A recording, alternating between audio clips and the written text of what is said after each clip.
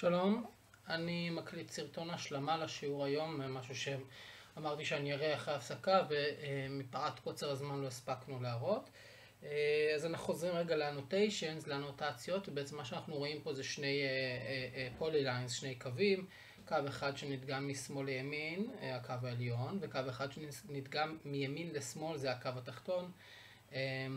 ולכל אחד מהם יש תווית שהיא אנוטציה כבר, כלומר אנחנו לא עובדים עם לייבלס, מה שאתם רואים על המסך, הטקסט הזה הוא אנוטציות.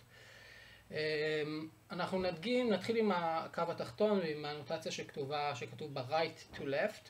אנחנו נדגים קודם כל את הנושא של follow feature ואיך אפשר לעבוד איתו. אז אם אני רגע בוחר גם את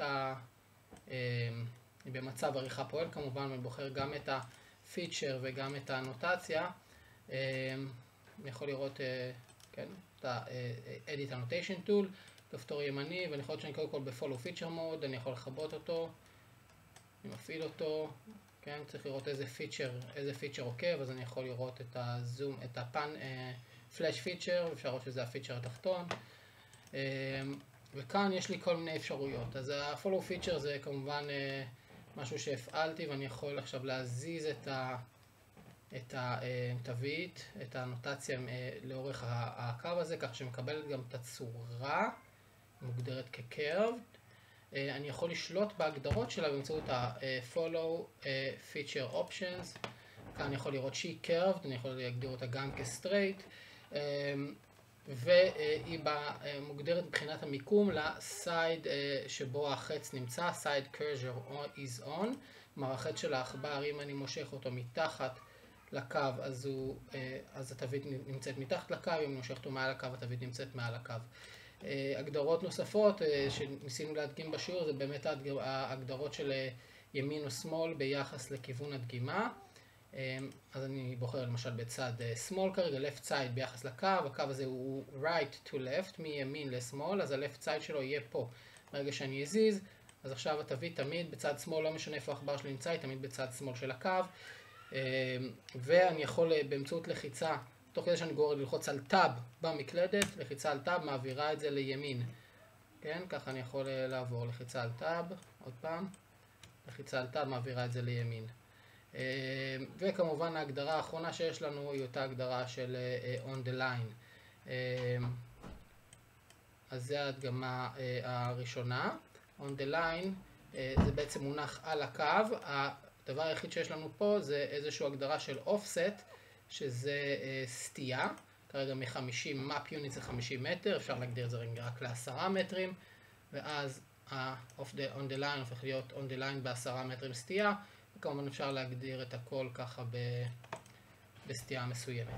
דבר נוסף שאני רוצה להראות, אני אראה רגע על התווית העליונה, אפשר לראות, כן? התווית הזאת היא curved, אבל תשימו לב שהcurvature שלה הוא כבר לא אותו curve כזה עגול אוטומטי שהיה לנו, אלא הוא curve קצת שבור באמצע באופן לא סימטרי. בעצם אני יצרתי אותו ככה במכוון, אני רוצה להראות איך לעשות את זה, אז אנחנו רגע נדגים את זה על בוא נראה, כן, נדגים את זה על התווית העליונה.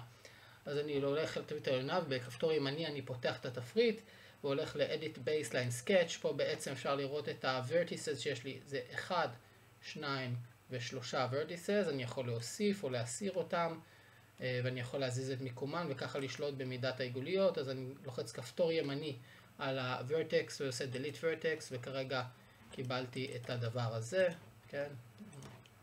נזיז אותו רגע אלינו, נבטל אותו מה-Follow Feature Mode שלו ונשלח אותו למרכז התמונה פה, נסובב אותו קצת גם, אז אנחנו הולכים כפתור ימני ו-Rotate Mode ומסובבים אותו מולנו, ועכשיו אפשר לראות את ו-Finish Rotate Mode, אפשר לראות את הצורה שלו, גם נגדיל אותו מעט, שנוכל לעבוד בבירור, כל הזמן נתפס על הפיצ'ר.